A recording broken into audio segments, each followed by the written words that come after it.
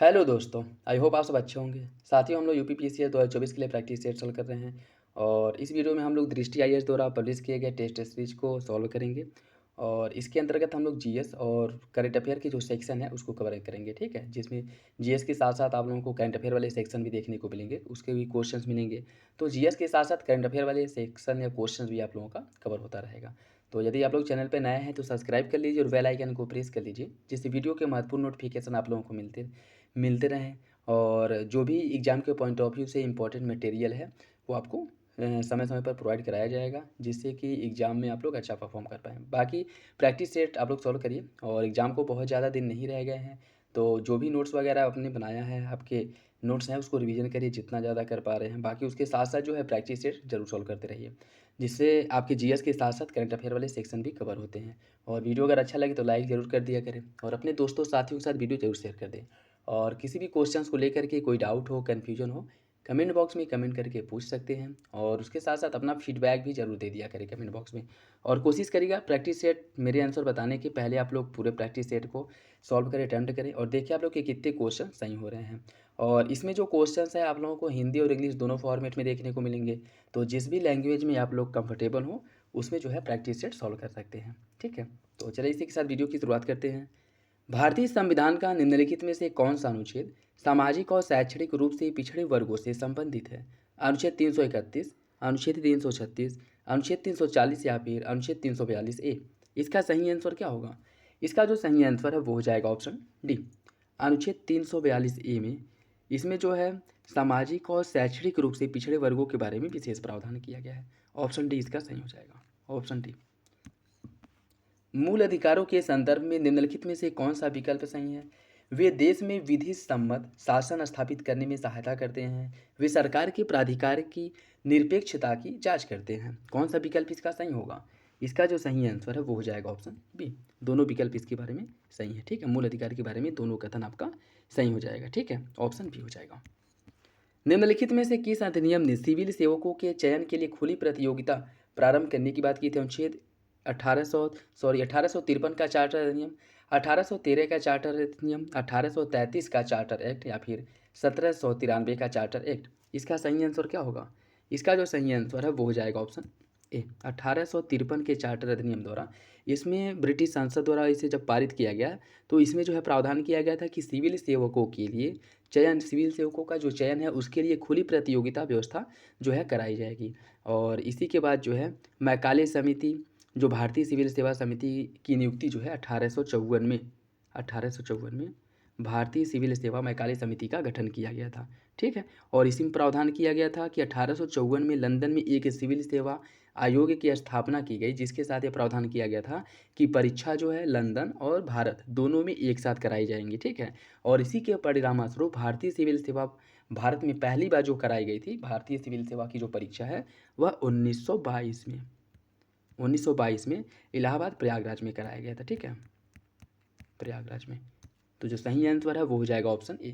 1853 के charter act द्वारा प्रावधान किया गया था, ठीक। 1854 में मैकाले की अध्यक्षता में एक चयन समिति का गठन किया गया और 1854 में ही लंदन में एक सिविल सेवा जो आयोग है उसका गठन किया गया था, जिससे कि लंदन में और भारत में सिविल सेवा की जो परीक्षाएं हैं एक ही साथ कराई जा सके। और इसी के परिणामस्वरूप आगे चल करके 1922 में लंदन और भारत दोनों जगहों पर एक ही साथ परीक्षा का कंडक्ट कराया गया था, ठीक है। तो सही आंसर क्या हो जाएगा? सही आंसर हो जाएगा आपका ऑप्शन ए। भारतीय संविधान का निम्नलिखित में से कौन सा अनुच्छेद भारत के महान्यायवादी के बारे में उपबंध करता है? अनुच्छेद 81, अनुच्छेद 76, अनुच्छेद 83 या फिर अनुच्छेद 78। इसका सही आंसर हो जाएगा ऑप्शन बी। अनुच्छेद 76 में महान्यायवादी का उल्लेख किया गया है, ठीक है। ऑप्शन बी इसका सही हो जाएगा, ऑप्शन बी सही है। ग्राम न्यायालय के संदर्भ में निम्नलिखित में से कौन सा विकल्प सही है? ग्राम न्यायालय के बारे में कौन सा विकल्प सही है यह बताना है। यह प्रथम श्रेणी न्यायिक मजिस्ट्रेट का न्यायालय होता है। इसके तहत केवल सिविल न्यायालयों की शक्ति का प्रयोग किया जाता है। कौन सा विकल्प इसका सही है? इसका सही आंसर हो जाएगा ऑप्शन ए। पहला सही है, दूसरा गलत हो जाएगा, ठीक है। देखिए इसकी अगर हम बात करें ग्राम न्यायालय की, इसकी स्थापना केंद्र सरकार द्वारा ये अधिनियमित करके ग्राम न्यायालय अधिनियम 2008, ग्राम न्यायालय अधिनियम 2008 के तहत इसकी स्थापना की गई थी। और इसके अनुसार राज्य सरकारें संबंधित उच्च न्यायालय के परामर्श से ग्राम न्यायालय की स्थापना करती हैं और ग्राम स्तर पर लघु विवादों को निपटाने के लिए इनका उपयोग किया जाता है। और इसके अंतर्गत आपराधिक प्रवृत्ति के जो क्षेत्राधिकार हैं या फिर से जो मामले हैं वो भी आते हैं। उसके साथ साथ न्यायालय जो न्यायिक हैं या फिर से कह सकते हैं कि जो दीवानी न्याय आपके मामला है, दोनों की सुनवाई होती है। ठीक है, तो ऐसा नहीं है कि इसके अंतर्गत केवल सिविल न्यायालय की शक्ति होती है। ठीक है, सिविल न्यायालय के साथ साथ आपराधिक न्यायालय या कह सकते हैं कि आपराधिक मामले की भी शक्तियाँ होती हैं जिसके अंतर्गत न्याय किया जाता है। मतलब छोटे मोटे अगर आपराधिक मामले हैं उसका भी निपटान इसमें किया जाता है। ठीक है, तो पहला आपका सही हो जाएगा, दूसरा जो है वो गलत है। ठीक, दूसरा गलत है। और इसके अंतर्गत अगर हम कुछ और देखें तो भारतीय साक्ष्य अधिनियम 1872 में उल्लेख किया गया था कि यह जो न्याय होगा नैसर्गिक न्याय के सिद्धांत का पालन करेगा। ठीक है, ग्राम न्यायालय के अंतर्गत जो सुनवाई होती है दोनों पक्षों की रजामंदी या कह सकते हैं कि दोनों पक्षों की सहमति के बाद ही सुनवाई होती है। और यहाँ पर एक बार निर्णय आ जाने के बाद फिर आगे आप किसी भी न्यायालय में अपील नहीं कर सकते हैं। ठीक है, ऑप्शन ए इसका सही हो जाएगा। एलम सिंधवी समिति का गठन कब किया गया था? एलम सिंधवी समिति का गठन कब किया गया था? 1986, 1988, 1989 या फिर 1990? इसका सही आंसर क्या होगा? इसका जो सही आंसर है वो हो जाएगा ऑप्शन ए, 1986 में। और यह पंचायती राज व्यवस्था से संबंधित समिति है जिसका गठन 1986 में किया गया था। ठीक है, और इसकी जो प्रमुख सिफारिशें थे अगर उनकी हम बात करें, एलम सिंधवी समिति द्वारा सिफारिश किया गया था कि पंचायती राज संस्थाओं को संवैधानिक रूप दिया जाए, मतलब संवैधानिक मान्यता देने की सिफारिश जो है एलम सिंधवी ने की थी। इसके साथ साथ इसके द्वारा सिफारिश की गई थी कि ग्राम ग्राम जो है इसके समूह के लिए न्याय पंचायत की स्थापना की जाए और पंचायतों को अधिक व्यवहार में लाने के लिए या फिर इसे कह सकते हैं कि इसे अधिक उत्तरदायी बनाने के लिए गांव का पुनर्गठन किया जाए और ग्राम सभा की महत्ता पर भी जोर दिया जाए। इसके साथ साथ इसे प्रत्यक्ष लोकतंत्र की मूर्त कहा गया था कि इसके द्वारा एलम सिंधवी समिति द्वारा। ठीक है, तो जो सही आंसर है वो हो जाएगा आपका ऑप्शन ए, 1986 में एलम सिंधवी का गठन किया गया था। इसमें याद रखिएगा महत्वपूर्ण कि पंचायतों को संवैधानिक दर्जा देने की सिफारिश एलम सिंधवी समिति ने की थी। ठीक है, ऑप्शन ए हो जाएगा। निम्नलिखित में से कौन सी भाषा भारतीय संविधान की 8वीं अनुसूची में शामिल नहीं है? नेपाली, अंग्रेजी, मैथिली या फिर उर्दू? कौन सा विकल्प इसका सही है? इसका सही आंसर हो जाएगा ऑप्शन बी, अंग्रेजी। अंग्रेजी जो है इसमें शामिल नहीं है। भारतीय 8वीं अनुसूची अगर बात करें भारतीय संविधान की तो इसमें जो है भारतीय संविधान के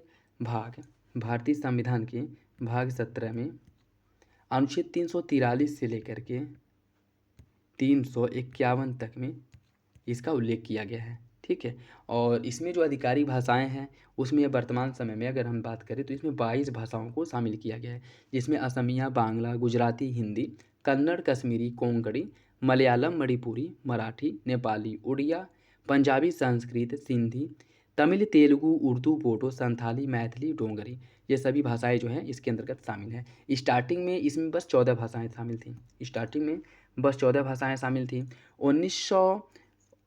1900 जो आपका 21वां संविधान संशोधन था 1967 में 21वां संविधान संशोधन द्वारा इसमें जो है 19वां संविधान संशोधन द्वारा इसमें सिंधी भाषा को जोड़ा गया था। ठीक, 21वां संविधान संशोधन द्वारा सिंधी को जोड़ा गया। आगे फिर जो है 71वां संविधान संशोधन किया गया और 71वां संविधान संशोधन द्वारा इसमें कोंकणी, मणिपुरी और नेपाली को जोड़ा गया। ठीक है, कोंकणी,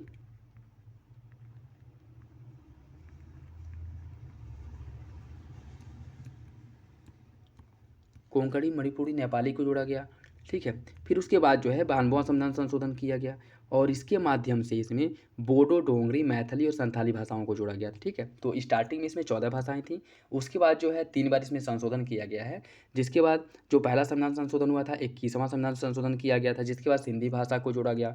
फिर 71वां संविधान संशोधन किया गया जिसके बाद कोंकणी, मणिपुरी और नेपाली भाषा को जोड़ा गया। उसके बाद 92वां संविधान संशोधन करके इसमें बोडो, डोगरी, मैथिली और संथाली को जोड़ा गया। ठीक है, तो वर्तमान समय में इसमें 22 भाषाएं हैं। ठीक है, याद रखिएगा, इंपॉर्टेंट है।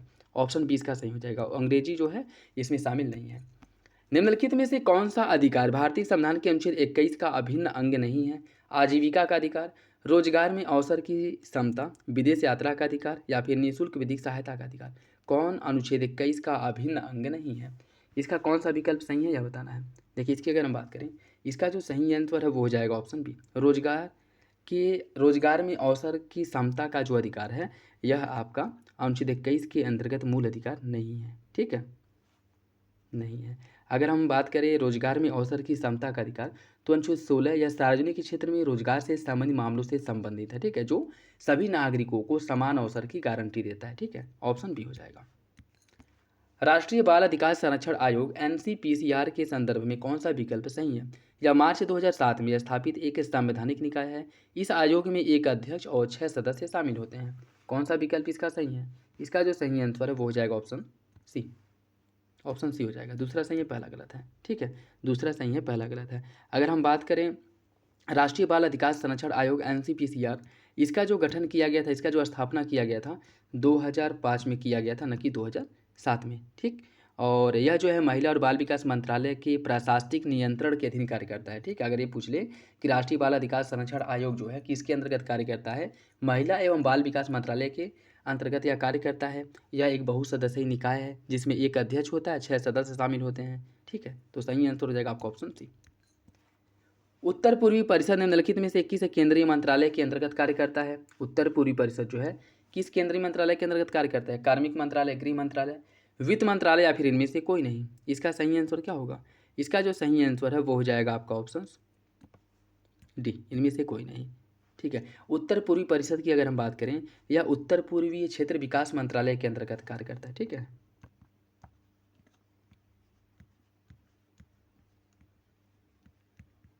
उत्तर पूर्वी क्षेत्र विकास मंत्रालय के अंतर्गत कार्य करता है, ठीक। ऑप्शन डी सही हो जाएगा। राष्ट्रीय अन्वेषण अभिकरण का गठन निम्नलिखित में से किस वर्ष किया गया था? 2001, 2005, 2007 या फिर 2009? कौन सा विकल्प इसका सही होगा? इसका जो सही आंसर है वो हो जाएगा ऑप्शन डी, 2009 में। 2009 में देखिए, राष्ट्रीय अन्वेषण अभिकरण अर्थात एनआईए, एनआईए का गठन 2009 में राष्ट्रीय अन्वेषण अभिकरण अधिनियम 2008 के तहत किया गया था। और यह जो है भारत में केंद्रीय आतंकवाद विरोधी कानून प्रवर्तन का एक क्या है, एजेंसी है। और इसका गठन जो है 2008 में मुंबई में हुए आतंकी हमला जो 26/11 हुआ था, इस घटना के बाद जो है इसका गठन किया गया था कि भविष्य में ऐसी किसी घटना या फिर से ऐसे किसी आतंकवादी कृत्य अगर भारत में होते हैं तो उसको रोका जा सके, ठीक है। और इसका जो मुख्यालय है नई दिल्ली में है, नई दिल्ली में इसका मुख्यालय है, ठीक है, नई दिल्ली में इसका मुख्यालय है। और यह है इसका जो प्रशासनिक, इसके ऊपर जो प्रशासनिक नियंत्रण होता है वह गृह मंत्रालय का होता है, ठीक। गृह मंत्रालय का इस पर प्रशासनिक नियंत्रण होता है। तो ऑप्शन डी सही हो जाएगा। केंद्रीय अन्वेषण ब्यूरो सीबीआई अकादमी निम्नलिखित में से किस शहर में है? गुरुग्राम, गाजियाबाद, सिकंदराबाद या फिर चंडीगढ़? कौन सा विकल्प इसका सही होगा? इसका सही आंसर है ऑप्शन बी, गाजियाबाद में है, ठीक है। केंद्रीय अन्वेषण ब्यूरो सीबीआई अकादमी गाजियाबाद उत्तर प्रदेश में है। और 1996 में इसका संरचना शुरू किया गया था, ठीक है।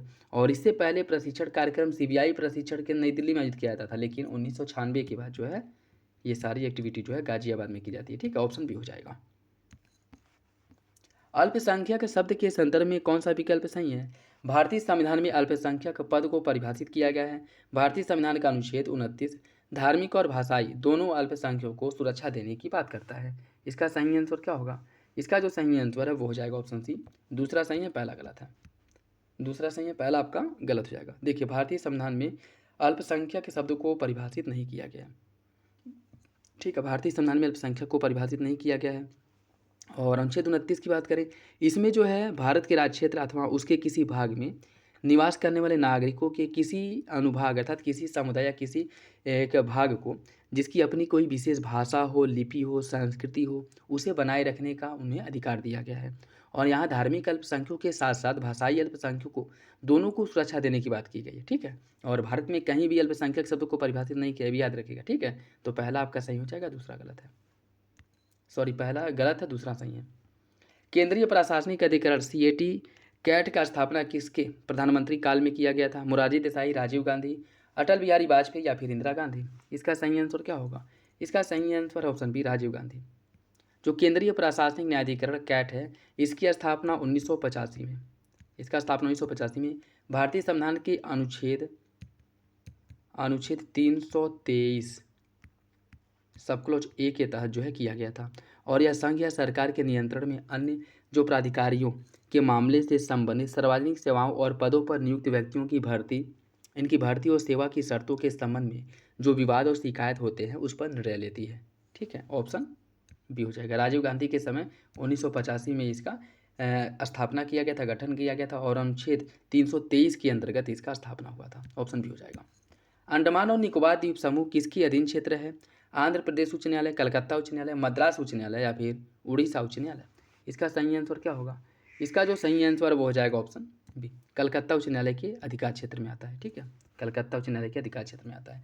देखिए इसकी अगर हम बात करें, कलकत्ता, यह जो है कलकत्ता उच्च न्यायालय, जिसके अंतर्गत पश्चिम बंगाल, अंडमान और निकोबार इन सब का जो न्यायिक क्षेत्र अधिकार है, यह कलकत्ता उच्च न्यायालय के अंतर्गत आता है। ठीक है, ऑप्शन बी इसका सही हो जाएगा। और कलकत्ता उच्च न्यायालय की स्थापना की बात करें, 1862 में कलकत्ता उच्च न्यायालय का स्थापना किया गया था। ऑप्शन बी हो जाएगा। भारतीय संविधान का निम्नलिखित में से कौन सा अनुच्छेद राज्य विधानसभा में सदस्यता के लिए अयोग्यता से संबंधित है? अनुच्छेद 188, अनुच्छेद 189, अनुच्छेद 191 या फिर अनुच्छेद 192? इसका सही आंसर है ऑप्शन सी, अनुच्छेद 191। अनुच्छेद 191 में इसका उल्लेख किया गया, जिसके अंतर्गत सदस्यों की अर्हता के बारे में उपबंध किया गया। ठीक है, अनुच्छेद 188 की बात करें, यह सदस्यों द्वारा शपथ एवं प्रतिज्ञान जो लिया जाता है उनके शपथ एवं प्रतिज्ञान से संबंधित है। अनुच्छेद 100 जो आपका 89 है, अनुच्छेद 189, इसमें भी इन सदस्यों के बारे में जो विशेष प्रावधान है वो किया गया है। ठीक है, तो इसका जो सही आंसर है वो हो जाएगा आपका ऑप्शन सी, अनुच्छेद 191। निम्नलिखित में से कौन सा मामला अध्यादेश से संबंधित है? आरसी कूपर बनाम भारत संघ, ए के राय बनाम भारत संघ, डीसी बाधवा बनाम बिहार राज्य या फिर शंकरी प्रसाद बनाम भारत संघ? इसका सही आंसर क्या होगा? इसका जो सही आंसर है वो हो जाएगा ऑप्शन बी, 1, 2 और 3। 1, 2 और 3। ठीक है, और इसमें आरसी कूपर बनाम भारत संघ की बात करें, यह मामला 1970 का है। यह मामला 1970 का है, जिसमें बैंकिंग कंपनियों को अध्यादेश के माध्यम से 1969 को चुनौती दी गई थी, जिनमें भारत के 14 प्रमुख बैंकों का राष्ट्रीयकरण किया गया था। ठीक है, तो आरसी कूपर बनाम भारत संघ मामले में जो है जो 14 बैंकों का राष्ट्रीयकरण किया गया था यह इसी से संबंधित है। ठीक है, ए के राय बनाम भारत संघ, यह मामला है 1982 का, 1982 का है, और इसमें राष्ट्रीय सुरक्षा अध्यादेश 1980 को चुनौती दी गई थी, जिसमें बिना मुकदमे के 1 वर्ष तक के लिए किसी व्यक्ति को निवारक हिरासत में रखा जा सकता है, इसके विरुद्ध जो है अपील की गई थी। ठीक है, डीसी बाधवा बनाम बिहार राज्य, यह मामला आपका 1987 का है, 1987 का है, और इसमें सर्वोच्च न्यायालय ने सभी अध्यादेशों को असंवैधानिक बताते हुए रद्द कर दिया और यह माना कि अध्यादेश का पुनः प्रख्यापन संविधान के साथ और धोखा है, उसके साथ साथ लोकतांत्रिक विधायी प्रक्रिया का उल्लंघन है। ठीक है, मतलब जो अध्यादेश जारी किया जाता है अगर वो गैर पक्षपातपूर्ण है, असंवैधानिक है, तो उसके बारे में जो है उल्लेख किया गया था डीसी बाधवा बनाम बिहार राज्य में। ठीक है, और यह 1987 का मामला है। ठीक, और अगर शंकरी प्रसाद मामला देखें, यह जो है 1951 का है, 1951 का है, जिसमें सर्वोच्च न्यायालय ने फैसला दिया था कि अनुच्छेद 368 के तहत संविधान में संशोधन करने की शक्ति संसद के मौलिक अधिकार में संशोधन करने की शक्ति, जैसे इसमें यह प्रावधान किया गया था शंकरी प्रसाद बनाम भारत राज्य में, सुप्रीम कोर्ट ने यह निर्णय दिया था कि संसद का अनुच्छेद 368 के अंतर्गत संशोधन करने की जो शक्ति है वह मौलिक अधिकारों में संशोधन करने तक है। ठीक है, संविधान के किसी विभाग के अंतर्गत वह मौलिक अधिकारों में भी संशोधन कर सकती है। ठीक है, यह शंकरी प्रसाद बाद में सुप्रीम कोर्ट ने निर्णय दिया था, तो इसका जो सही आंसर है वो हो जाएगा आपका ऑप्शन बी, 1, 2 और 3। यह सभी जो है मामले अध्यादेश से संबंधित है। नेक्स्ट देखिए, लोक लेखा समिति के संबंध में निम्नलिखित में से कौन सा कथन सही नहीं है? इसकी स्थापना पहली बार 1921 में की गई थी। इसकी अध्यक्षता लोकसभा अध्यक्ष करता है और इसमें 22 सदस्य होते हैं। इसका गठन प्रतिवर्ष किया जाता है। कौन सा विकल्प गलत है? इसका जो सही आंसर है वो हो जाएगा ऑप्शन बी, इसकी अध्यक्षता लोकसभा अध्यक्ष करता है, ये आपका गलत है। ठीक है, इसकी अगर हम बात करें, इस समिति के अध्यक्ष की नियुक्ति लोकसभा के अध्यक्ष द्वारा की जाती है, न कि लोकसभा का अध्यक्ष करता है। और लोक लेखा समिति की बात करें, भारत सरकार अधिनियम 1919 के तहत पहली बार 1921 में इसका गठन किया गया था। ठीक है, पहली बार इसका गठन किया गया था। ऑप्शन जो आपका बी है वो गलत है, और इसमें 22 सदस्य होते हैं, जिसमें से 15 लोकसभा से होते हैं और 7 जो है यह राज्यसभा से होते हैं। 15 लोकसभा से, 7 राज्यसभा से होते हैं, और इसका गठन प्रत्येक वर्ष कराया जाता है। ठीक है, प्रत्येक वर्ष इसका गठन होता है, ये भी सही है। भारतीय संविधान की प्रस्तावना में निम्नलिखित में से किसका उल्लेख किया गया? आर्थिक न्याय, अभिव्यक्ति की स्वतंत्रता, अवसर की समानता या फिर उपरोक्त में से सभी? इसका सही आंसर क्या होगा? इसका जो सही आंसर है वो हो जाएगा ऑप्शन डी, उपरोक्त में से सभी। देखिए, प्रस्तावना की अगर हम बात करें, प्रस्तावना जिसमें मुख्य रूप से अगर हम इसमें न्यायविद और संवैधानिक विशेषज्ञता N. A. पनकीवाला ने प्रस्तावना का संविधान का पहचान पत्र कहा था। ठीक है, इसके बारे में, प्रस्तावना के बारे में जो जो इसके विशेषज्ञ वगैरह हैं उनके द्वारा जो कहा गया, जैसे एन.एम. पनकीवाला ने कहा है कि प्रस्तावना संविधान का परिचय पत्र है और प्रस्तावना को 13 दिसंबर 1946 को पंडित जवाहरलाल नेहरू द्वारा तैयार किया गया था।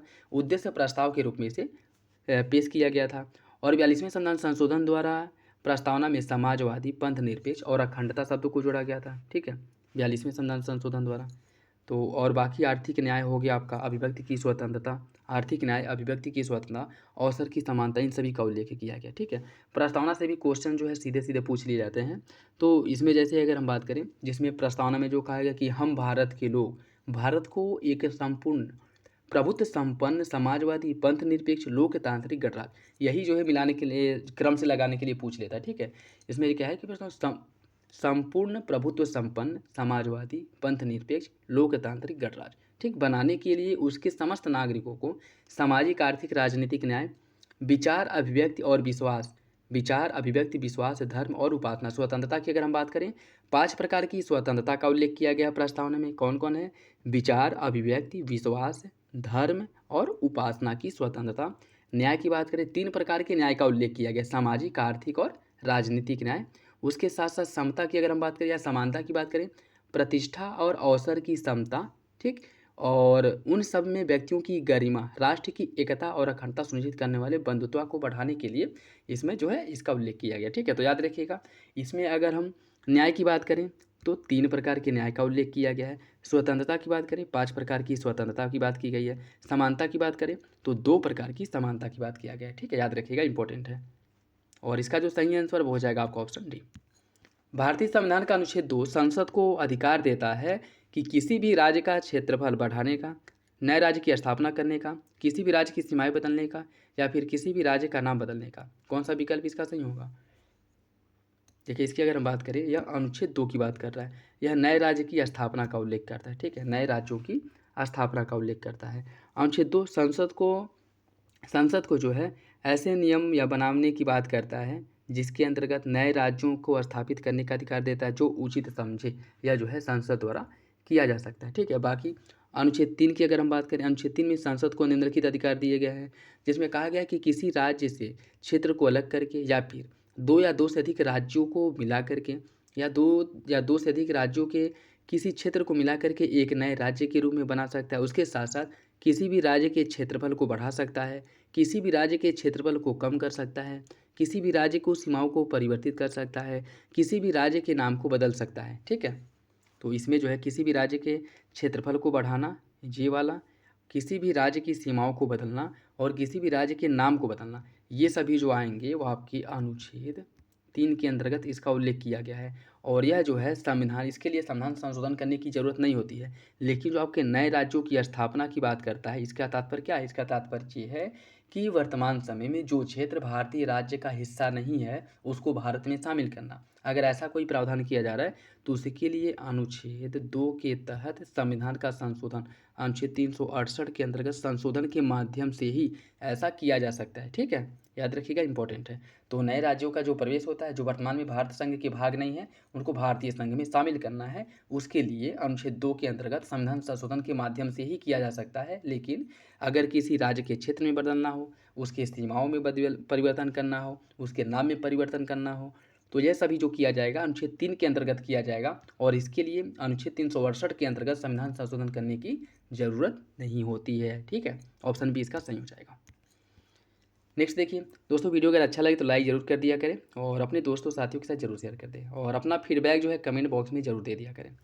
निम्नलिखित में से किसने कोशिकाओं की खोज की थी? रॉबर्ट हुक, लिवेनहॉक, फेलिक्स डुजर्डिन या फिर जेई पुरकिंजे। इसका जो सही आंसर वो हो जाएगा ऑप्शन ए, रॉबर्ट हुक द्वारा सर्वप्रथम कोशिकाओं की खोज की गई थी। ठीक है, सही आंसर जो है वो हो जाएगा ऑप्शन ए। और इसकी अगर हम बात करें 1965 ईस्वी में रॉबर्ट हुक ने इसकी खोज की थी। ठीक, ऑप्शन ए। नेक्स्ट देखिए, इसमें सूची फर्स्ट को सूची सेकंड से सम्मिलित करना है।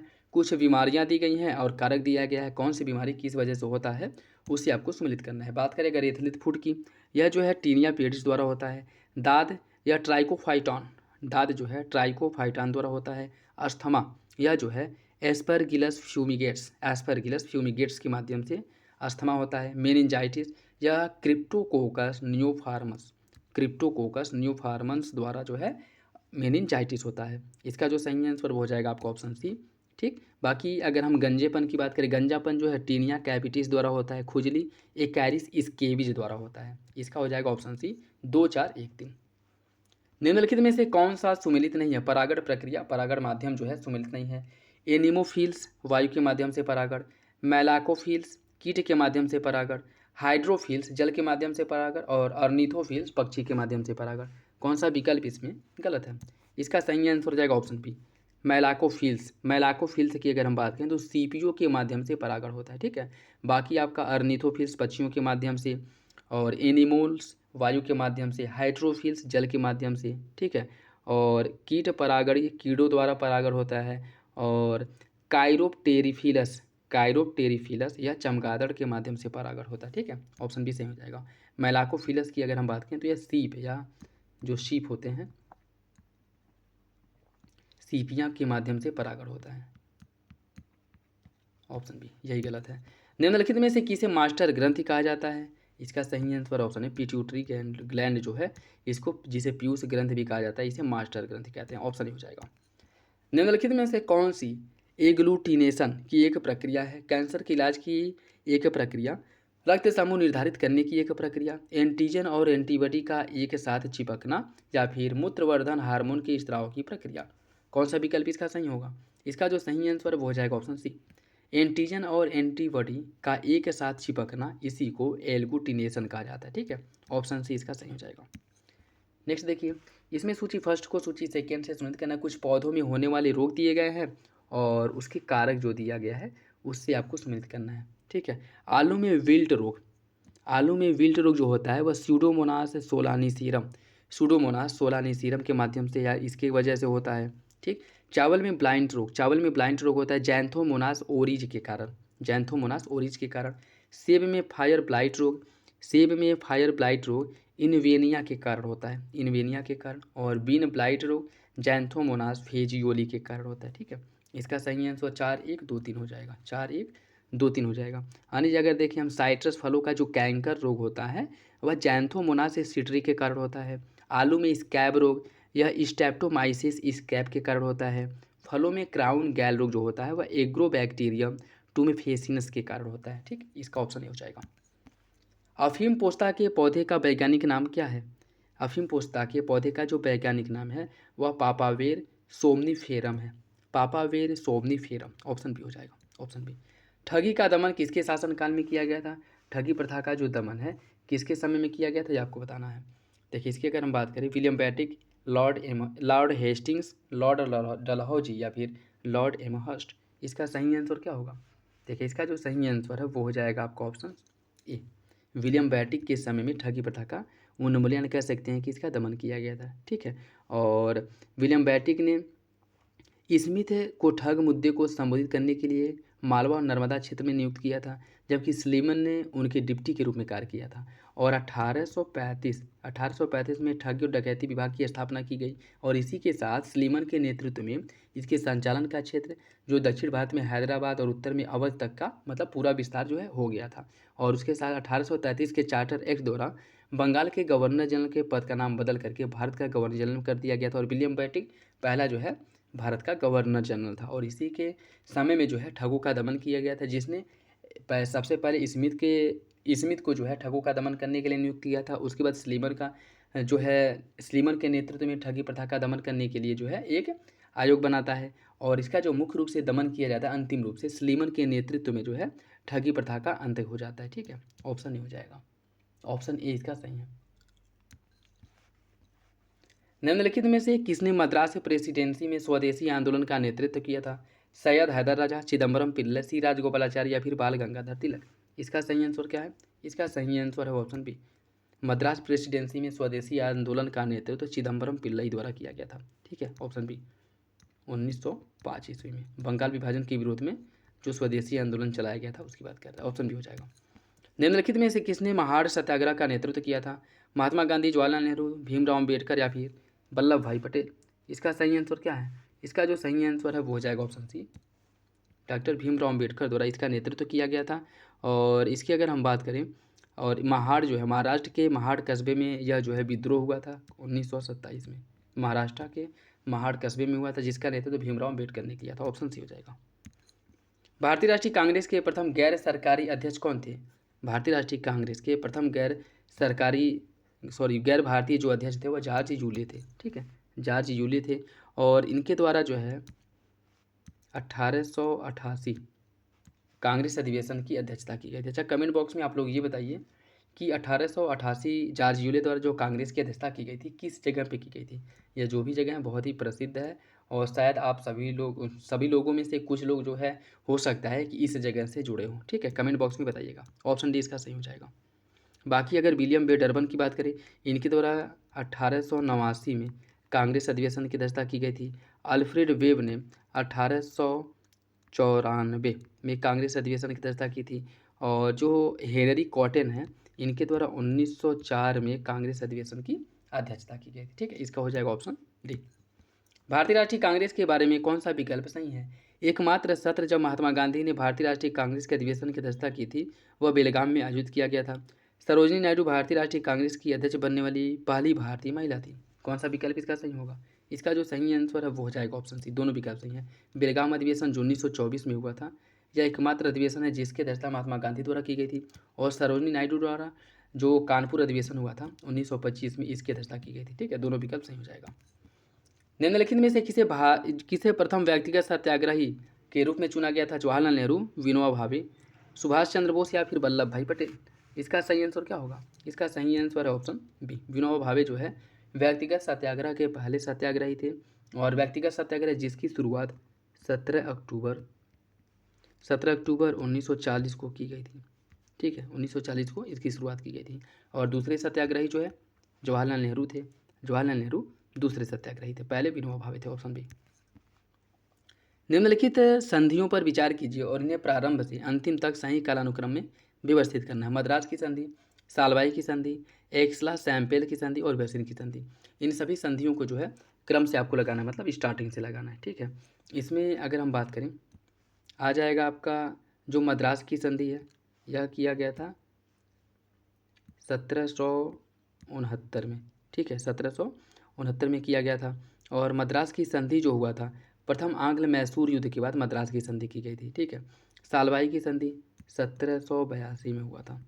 1782 में सालबाई की संधि हुई थी। प्रथम आंग्ल मराठा युद्ध के बाद जो है यह संधि की गई थी। एक्सला सैम्पेल की संधि यह हुआ था 1748 में। 1748 में एक्सला सैम्पेल की संधि प्रथम आंग्ल कर्नाटक युद्ध की समाप्ति के बाद जो है एक्सला सैम्पेल की संधि की गई थी।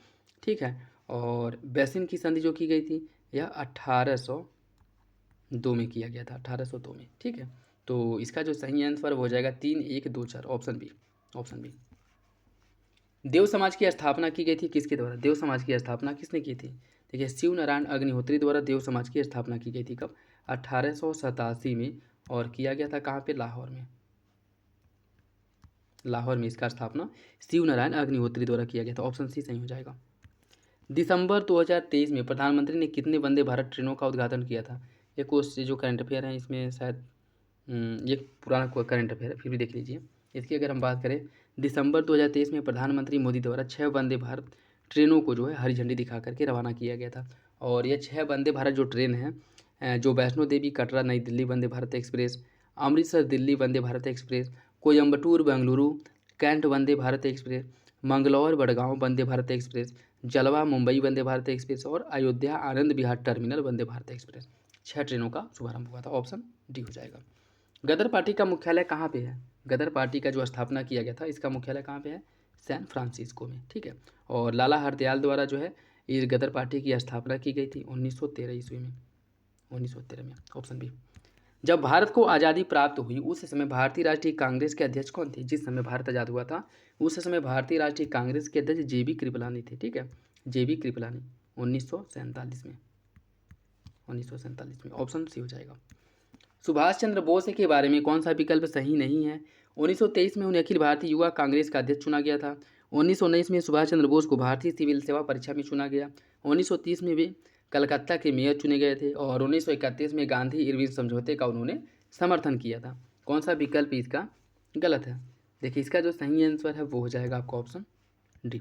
1931 में हुए गांधी इरविन समझौते का इन्होंने समर्थन किया था, ये आपका गलत है। ठीक है, क्योंकि 1931 में गांधी इरविन समझौते पर हस्ताक्षर करने का इन्होंने जोरदार विरोध किया था, न कि समर्थन किया था। ठीक, तो अगर ये क्वेश्चन बन जाए कि गांधी इरविन समझौते का किस भारतीय नेता ने, या कह सकते हैं कि भारतीय क्रांतिकारी ने विरोध किया था, तो वह आपके सुभाष चंद्र बोस थे, जिनके द्वारा विरोध किया गया था। Option D.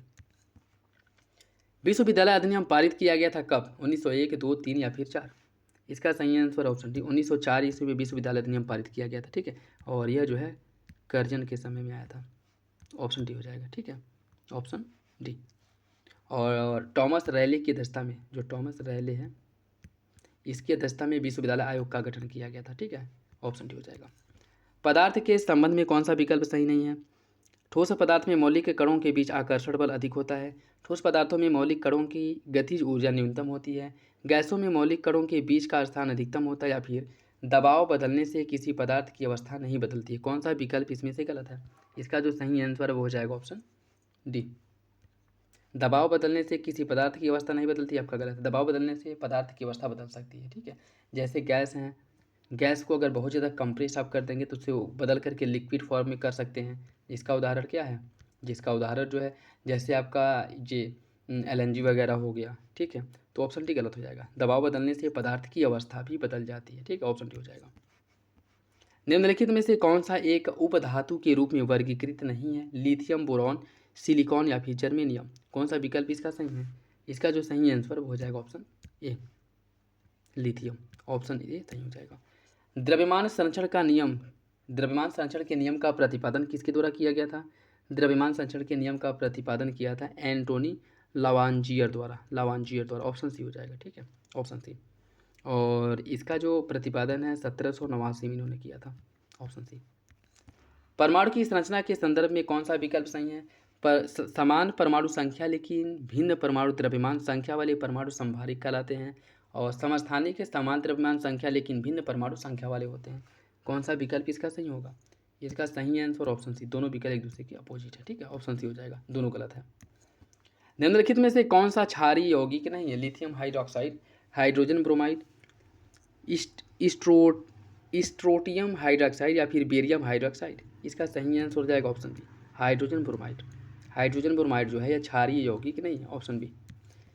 गैल्वेनीकरण या यसद लेपन लोहे को निम्नलिखित में से किस तत्व की पतली परत से लेपन का संक्षारण से बचाने के लिए किया जाता है? किसका उपयोग किया जाता है?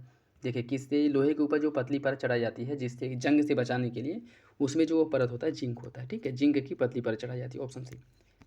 केपलर का गति नियम संबंधित है किससे? केपलर का गति नियम का संबंध किससे है? यह ग्रहों की गति से संबंधित है। ठीक है, ऑप्शन सी हो जाएगा। निम्नलिखित में से कौन कोशिका परिघटना के उदाहरण हैं? फाउंटेन पेन से लिखते समय स्याही का बाहर आना, मोमबत्ती में पिघले हुए मोम का ऊपर आना, दीपक की बत्ती में तेल का चढ़ना, पौधों की जड़ों द्वारा मिट्टी से जल का अवशोषण? कौन सा विकल्प जो है केशिका परिघटना का उदाहरण है? देखिए, इसका जो सही आंसर है वो हो जाएगा आपका ऑप्शन डी। ये सभी घटनाएं जो हैं केशिका के शीतकत्व के गुण हैं। ऑप्शन डी हो जाएगा। निम्नलिखित में से किसने फिलॉसफी ऑफ द बम पुस्तक की रचना की थी? फिलॉसफी ऑफ द बम पुस्तक की रचना किसके द्वारा की गई थी, या पुस्तक किसकी है यह बताना है। इसका सही आंसर हो जाएगा ऑप्शन सी, भगवती चरण बोहरा की। भगवती चरण बोहरा की, ऑप्शन सी सही हो जाएगा। ठीक है, ऑप्शन सी इसका सही है। फरवरी 2024 में उत्तर प्रदेश के निम्नलिखित में से किस जिले में कल्की धाम मंदिर की आधारशिला रखी गई थी?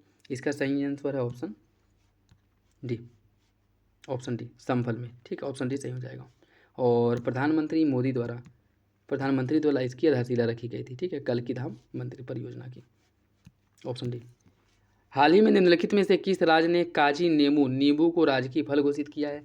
किस राज्य द्वारा घोषित किया गया है?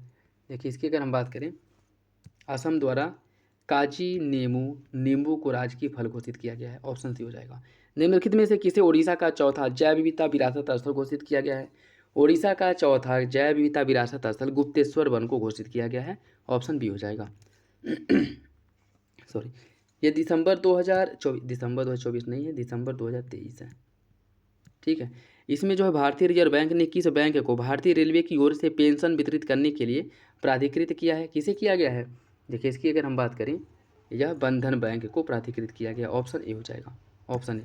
निम्नलिखित में से एशिया के किस देश ने अपनी स्वयं की वन और कॉस्ट प्रमाणन योजना की शुरुआत की है? किस देश द्वारा इसकी शुरुआत की गई है? देखिए इसका जो सही आंसर वो हो जाएगा ऑप्शन बी, भारत द्वारा इसकी शुरुआत की गई है, भारत द्वारा। हाल ही में लाल चींटी की चटनी को भौगोलिक संकेतक जीआई टैग दिया गया है। यह किस राज्य से संबंधित है? यह जो है उड़ीसा से संबंधित है, उड़ीसा से। उड़ीसा की जो काई चटनी, जिसे लाल चींटी चटनी के नाम से जाना जाता है, अनूठे स्वाद और बनावट के कारण इसे भौगोलिक संकेतक अर्थात जीआई टैग दिया गया है। ऑप्शन सी हो जाएगा। 2024 में यूनेस्को की विश्व धरोहर समिति की 46वीं सत्र की मेज़बानी कौन सा देश किया था? 46वीं सत्र की जो मेज़बानी है यह किया जाएगा भारत द्वारा, ठीक है, भारत द्वारा। ऑप्शन डी इसका सही हो जाएगा, ठीक है, ऑप्शन डी सही हो जाएगा। तो सही आंसर क्या है? ऑप्शन आपका डी। और भारत द्वारा इसकी मेज़बानी की गई थी, कब की गई थी? जो जुलाई 2024 में, जुलाई 2024 में भारत द्वारा इसकी मेज़बानी की गई है। सही आंसर हो जाएगा आपका ऑप्शन डी। हाल ही में अंतर्राष्ट्रीय ऊँट महोत्सव का आयोजन किस राज्य में किया गया है? अंतर्राष्ट्रीय ऊँट महोत्सव का आयोजन राजस्थान के किस जगह पे किया गया है, ये बताना है। बीकानेर में हुआ था, ठीक है, ऑप्शन डी हो जाएगा, ऑप्शन डी। हाल ही में चांगई 6 मिशन चर्चा में था, यह किस देश का मिशन है? देखिए इसका सही आंसर हो जाएगा ऑप्शन सी, चीन का है, और यह एक चंद्र मिशन था, ठीक है, यह एक चंद्र मिशन था। और यह जो है बहुत ज़्यादा चर्चा में था, क्योंकि इसके द्वारा जो चंद्रमा से नमूने या कह सकते हैं कि मिट्टी लेकर के आई गई थी, जिसके बाद जो है बहुत ज़्यादा चर्चा में था, ठीक है, ऑप्शन सी। अंतर्राष्ट्रीय प्रवासी अधिकार दिवस कब मनाया जाता है? अंतर्राष्ट्रीय प्रवासी अधिकार दिवस 18 दिसंबर को मनाया जाता है, ऑप्शन ए। सितंबर 2023 में दिव्य कला मेला का आयोजन कहाँ पे किया गया था? देखिए दिव्य कला मेला जो है इसका आयोजन जो है वो हुआ था आपके वाराणसी में, ठीक है, वाराणसी में, ऑप्शन डी हो जाएगा। जून 2023 तक भारत का सबसे तेज सुपर कंप्यूटर कौन बना था? इरावत, इरावत, ठीक है, और वर्तमान समय में भी इरावत जो है भारत का सबसे सुपर कंप्यूटर है। नेशनल क्वांटम मिशन किसके द्वारा क्रियान्वित किया जाता है? नेशनल क्वांटम मिशन का क्रियान्वयन कौन करता है? देखिए इसकी अगर हम बात करें, इसका क्रियान्वयन किया जाता है विज्ञान और प्रौद्योगिकी विभाग या विज्ञान एवं प्रौद्योगिकी मंत्रालय के अंतर्गत कार्य करता है, ऑप्शन सी। निम्नलिखित में से कौन विद्युत चुंबकीय तरंगों का गुण नहीं है? कौन विद्युत चुंबकीय तरंगों का गुण नहीं है? देखिए इसकी अगर हम बात करें, वे प्रकृति में अनुदैर्ध्य होती हैं, या विद्युत चुंबकीय तरंगों का गुण नहीं है। बाकी वे प्रकाश के वेग से गमन करती हैं, उन्हें अपने प्रसार के लिए किसी माध्यम की आवश्यकता नहीं होती है, और उनमें ऊर्जा और संवेग होता है। यह सभी जो है विद्युत चुंबकीय तरंगों के गुण हैं। बाकी वे प्रकृति में अनुदैर्ध्य होती हैं, यह आपका गलत हो जाएगा, ठीक है। विद्युत चुंबकीय तरंगों की बात करें तो वो अनुदैर्ध्य नहीं बल्कि अनुप्रस्थ होती हैं, अनुप्रस्थ तरंग है, ये गलत हो जाएगा। सौर ताप उपकरणों में निम्नलिखित में से किस दर्पण का उपयोग किया जाता है? इसमें अवतल दर्पण का उपयोग किया जाता है, ठीक है, ऑप्शन है। अयोध्या शोध संस्थान की स्थापना, अयोध्या शोध संस्थान का स्थापना कब किया गया था? अयोध्या शोध संस्थान का जो स्थापना है यह हुआ था 1986 में, 1986 में किया गया था, ऑप्शन बी हो जाएगा। उत्तर प्रदेश के राज्य प्रतीकों के बारे में कौन सा विकल्प सही है? उत्तर प्रदेश का राज्य पुष्प है पलाश, राज्य चिन्ह में मछली का एक युग्म अवध के पूर्व मुस्लिम शासकों का प्रतिनिधित्व करता है। कौन सा विकल्प सही है? इसका सही आंसर हो जाएगा ऑप्शन है, दोनों विकल्प सही हैं, दोनों विकल्प। उत्तर प्रदेश में निम्नलिखित में से कौन सी प्राकृतिक झील है? उत्तर प्रदेश में कौन प्राकृतिक झील है? बरुआ सागर, बेला सागर, चितौरा या फिर कीथम? कौन सा विकल्प इसका सही होगा? इसका सही आंसर हो जाएगा ऑप्शन सी, चितौरा झील। चितौरा झील जो है एक प्राकृतिक झील है, ठीक है, चितौरा झील एक प्राकृतिक झील है जो मुख्य रूप से कहाँ पे है? बहराइच वाले क्षेत्र में, बहराइच में है, ठीक है, ऑप्शन सी। नेक्स्ट देखिए, इसमें सूची फर्स्ट को सूची सेकेंड से चुनित करना है। सूची फर्स्ट को सूची सेकेंड से कुछ वन्यजीव अभ्यारण्य दिए गए हैं और किस जिले में है, ये सभी उत्तर प्रदेश के हैं, और किस जिले में उसे चुनित करना है। बात करिएगा सुरहा ताल की, सुरहा ताल जो है यह बलिया में है। लाख बहोसी अभ्यारण्य, लाख बहोसी अभ्यारण्य की अगर हम बात करें यह है आपके कन्नौज में। सुहागी बरवा जो है या महाराजगंज में है, और महावीर स्वामी या ललितपुर में है। सही आंसर हो जाएगा बी, 2, 1, 4, 3। निम्नलिखित में से किसे चांदी और सोने की कढ़ाई के रूप में जाना जाता है? किसे चांदी और सोने की कढ़ाई के रूप में जाना जाता है?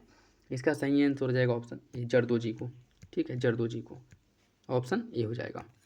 उत्तर प्रदेश के निम्नलिखित में से किस जिले में सरधना महोत्सव का आयोजन होता है? सरधना महोत्सव का आयोजन मेरठ में किया जाता है, ऑप्शन ए हो जाएगा। नेक्स्ट देखिए, उत्तर प्रदेश संस्कृत संस्थान का स्थापना कब किया गया था? स्थापना किया गया था इसका 1976 में, ठीक है। उत्तर प्रदेश संस्कृत संस्थान का स्थापना 1976 में किया गया था, और इसका जो मुख्यालय या कह सकते हैं कि यह जो है लखनऊ में है, ऑप्शन बी हो जाएगा। निम्नलिखित में से कौन इलाहाबाद प्रयागराज महिला विद्यापीठ की पहली प्रधानाध्यापिका बनी थी? कौन बना था? सुचिता कृपलानी, महादेवी वर्मा, एनी बेसेंट या फिर सरोजनी नायडू? इसका सही आंसर है ऑप्शन बी, महादेवी वर्मा। ठीक है, महादेवी वर्मा। ऑप्शन बी इसका सही हो जाएगा, ऑप्शन बी सही है। एशिया का दूसरा सबसे बड़ा फिश मार्केट उत्तर प्रदेश के निम्नलिखित में से किस शहर में बनाया जाएगा? इसका सही आंसर ऑप्शन सी, मुरादाबाद में। इंपॉर्टेंट याद रखिएगा, और यह भारत नहीं बल्कि एशिया का सबसे बड़ा फिश मार्केट होगा। ठीक है, इसलिए इंपॉर्टेंट है, और यह उत्तर प्रदेश के मुरादाबाद में बनेगा, ऑप्शन सी। अंतर्राष्ट्रीय दिव्यांगजन दिवस कब मनाया जाता है? अंतर्राष्ट्रीय दिव्यांगजन दिवस मनाया जाता है 3 दिसंबर को। 3 दिसंबर को अंतर्राष्ट्रीय दिव्यांगजन दिवस के रूप में मनाया जाता है, ऑप्शन बी हो जाएगा। काशी तमिल संगमम का आयोजन कहाँ पे किया गया था? काशी तमिल संगमम का जो आयोजन है यह किया गया था वाराणसी में। देखिए, इसका जो आयोजन है वाराणसी में ही होता है। ठीक है, 2023 में जो हुआ था वो भी, और 2024 में जो हुआ है उसका आयोजन भी वाराणसी में ही किया गया था, ऑप्शन हो जाएगा। सिलक्यारा सुरंग निम्नलिखित में से किस राज्य या केंद्र शासित प्रदेश में है? सिलक्यारा सुरंग की अगर हम बात करें,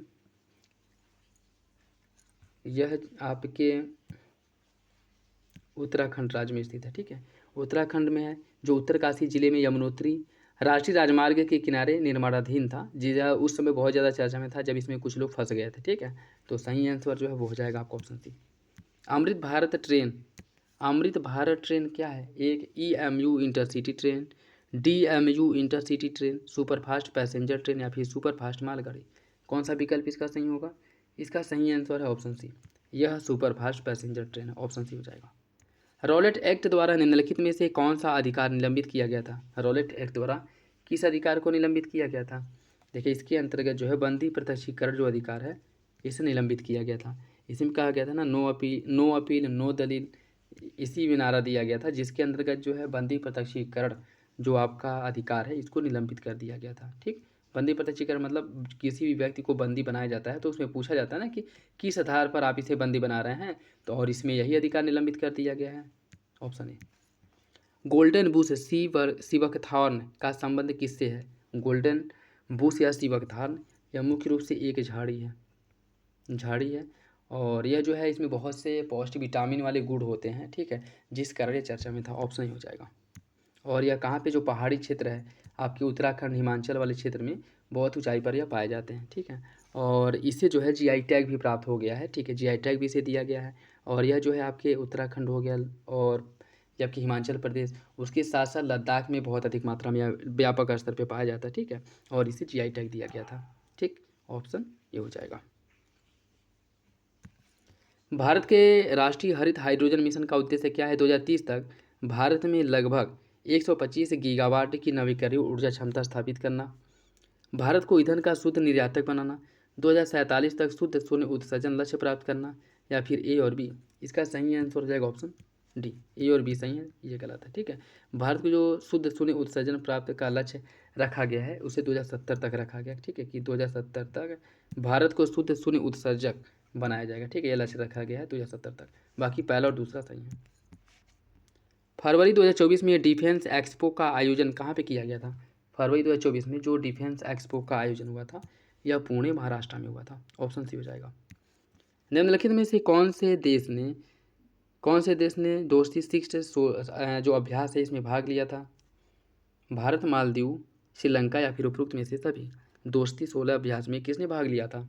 देखिए, इसका जो सही आंसर है वो हो जाएगा आपका ऑप्शन डी, इन सभी देशों ने पार्टिसिपेट किया था। ठीक है, दोस्ती 16 अभ्यास में श्रीलंका, भारत और मालदीव, ऑप्शन डी हो जाएगा। 1824 के कित्तूर विद्रोह का नेतृत्व किसने किया था? कित्तूर, जिसे चिन्नम्मा विद्रोह के नाम से भी जाना जाता है, कित्तूर चिन्नम्मा विद्रोह के। तो अगर इसे विद्रोह का पूरा नाम जान रहे हैं तो भी ये क्वेश्चन को सॉल्व कर लेंगे। ठीक है, कित्तूर चिन्नम्मा मतलब रानी चिन्नम्मा ने इस विद्रोह का नेतृत्व किया था, ऑप्शन ही हो जाएगा। ठीक है, और यह ब्रिटिश सैनिकों के विरुद्ध जो है विद्रोह था, और मुख्य रूप से कर्नाटक वाले क्षेत्र में यह विद्रोह किया गया था, ऑप्शन ही हो जाएगा। हाल ही में निम्नलिखित में से किस राज्य ने हाटी समुदाय को अनुसूचित जनजाति सूची में शामिल किया है? किस राज्य द्वारा हाटी समुदाय को जो अनुसूचित जनजाति समुदाय के अंतर्गत शामिल किया गया है? हिमाचल प्रदेश सरकार ने। ठीक है, हिमाचल प्रदेश सरकार ने, ऑप्शन डी हो जाएगा।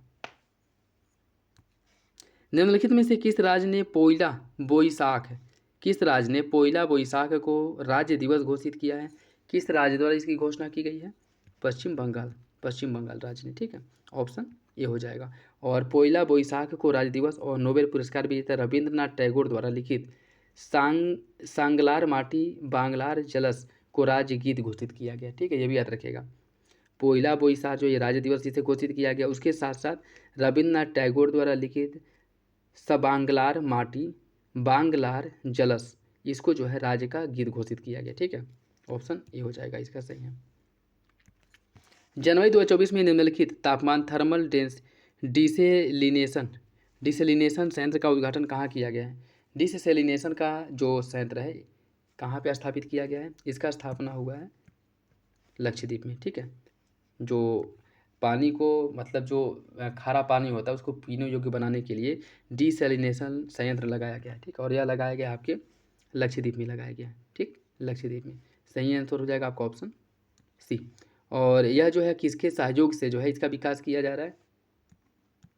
इजराइल के। ठीक है, ये भी याद रखिएगा, इजराइल के सहयोग से डिसैलिनेशन जो संयंत्र है इसका जो है भारत में विकास किया जा रहा है। ऑप्शन सी हो जाएगा। निम्नलिखित में से किस देश ने तालिबान नामांकित अधिकारी को पहली बार राजनयिक दर्जा दिया था? किसके द्वारा जो है दिया गया था, किस देश द्वारा जो है, और ऐसा करने वाला पहला देश बना था, वो हो जाएगा आपका option D China. NITI Aayog द्वारा घोषित आकांक्षी ब्लॉक कार्यक्रम की पहली डेल्टा रैंकिंग में किस जिले के एक ब्लॉक दूसरे स्थान पर हुए हैं? इसका सही आंसर है ऑप्शन डी कौशाम्बी। और 7 दिसंबर 2023 को यह रैंकिंग जो है जारी की गई थी। ठीक है, जिसके अंतर्गत उत्तर प्रदेश का कौशाम्बी ब्लॉक को दूसरा स्थान प्राप्त हुआ है। उत्तर प्रदेश की गौ पर्यटन नीति के अंतर्गत मनोरथ गौशाला स्थापित किया जाएगा कहाँ पे? मनोरथ गौशाला कहाँ स्थापित किया जाएगा? यह जो है लखनऊ में स्थापित किया जाएगा। ठीक है, ऑप्शन ए इसका सही हो जाएगा, ऑप्शन ए सही है। मृदा स्वास्थ्य कार्ड के बारे में कौन सा विकल्प सही है? इसकी शुरुआत 2011-12 में किया गया था। यह मृदा के स्वास्थ्य में सुधार के लिए पोषक तत्वों के उचित अनुप्रयोग की अनुशंसा करता है। कौन सा विकल्प इसका सही होगा? इसका सही आंसर ऑप्शन सी। दूसरा सही है, पहला गलत है। पहला गलत क्यों? क्योंकि इसकी जो शुरुआत की गई थी 2014-15 में किया गया था। ठीक है, न कि 2011-12 में। ठीक है, पहला गलत हो जाएगा, दूसरा सही है। निम्नलिखित में से किस राजवंश ने बौद्ध भिक्षुओं को भूमिदान देने की प्रथा शुरुआत की थी? कुषाण वंश, सातवाहन, चोल या फिर पल्लव? कौन सा विकल्प सही होगा? इसका सही आंसर है ऑप्शन बी सातवाहनों ने। ठीक है, सातवाहनों द्वारा सर्वप्रथम भूमिदान देने की शुरुआत की गई थी। ठीक, ऑप्शन बी हो जाएगा। भारत की कला के संदर्भ में निम्नलिखित में से कौन सा विकल्प सही है?